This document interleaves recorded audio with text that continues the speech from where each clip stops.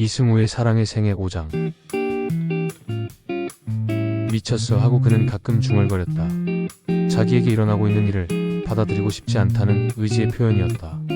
그러나 일어난 일을 받아들이고 싶지 않다고 해서 받아들이지 않을 방법은 없다. 사건은 일어나고 일어난 사건은 회피하지 못한다. 회피가 아니라 해결해야 한다. 사건이 일어났는데 사건이 일어나지 않은 것처럼 행동하는 것은 합당한 방법이 아닐 뿐 아니라 가능한 방법도 아니라. 그는 인정하고 싶지 않을지 모르지만 거의 온종일 한 사람만을 생각하는 것은 사건이다. 큰 사건이다. 그는 사랑에 걸렸다.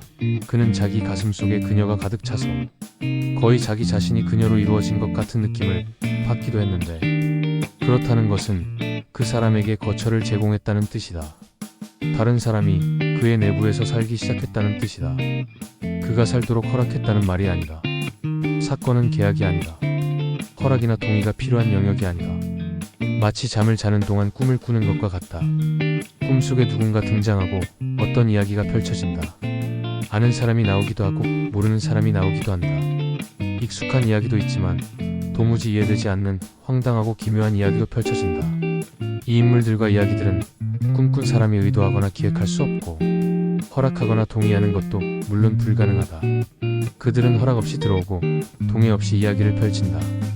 그러니까 엄밀히 말하면 우리는 꿈을 꿀 수 없다. 공부를 하거나 운동을 하는 것과 같은 의미로 능동태의 동사 꿈꾸다를 쓸 수 없다. 꿈은 꾸어진다. 꿈꾸는 사람은 자기가 꾸는 꿈에 대해 무력하다. 자기가 꾸는 꿈속 인물들과 이야기에 대한 권한이 없다. 꿈꾸는 사람은 자기가 꿀 꿈속의 인물이나 에피소드를 선택할 수 없다. 꿈은 잠자는 사람의 뇌 속에서 벌어지는 사건이다. 허락을 구하지 않고 허락을 할 수도 없다. 우리가 꿈을 꾸는 것이 아니라 꿈이 꾸어지는 것을 겪을 뿐이다. 사랑은 덮친다. 덮치는 것이 사건의 속성이다. 사랑하는 자는 자기 속으로 들어와 살기 시작하는 어떤 사람, 즉 사랑을 속수무책으로 겪어야 한다. 가득 차 있는데도 왜 비어 있는 것 같은가? 그는 자기 안에 누군가에게 신문하듯 질문을 던졌다.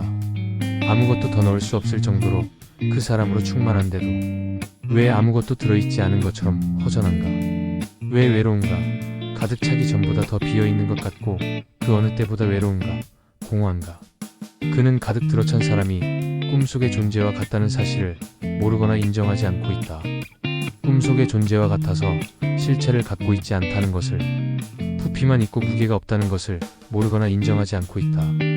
마치 온 존재가 그 사람으로 이루어진 것처럼 압도적임에도 불구하고 그 존재를 어떻게 할 수 없기 때문이라는 것을, 허락할 수도 거부할 수도 없기 때문이라는 것을, 만질 수도 내쫓을 수도 없기 때문이라는 것을, 어떻게 해야 할지 모르기 때문이라는 것을, 어떻게 해도 어떻게 되지 않기 때문이라는 것을. 그러니까 한 사람으로 가득 차 있는데도 불구하고 어느 때보다 심하게 외로움을 느낀다면, 허전하고 안타깝다면 그것이 증거이다. 사랑하고 있다는 증거가 아니라 사랑에 들렸다는 증거이다. 허락 없이 덮친 사람을 겪고 있다는 증거이다. 건포도 과자를 주세요.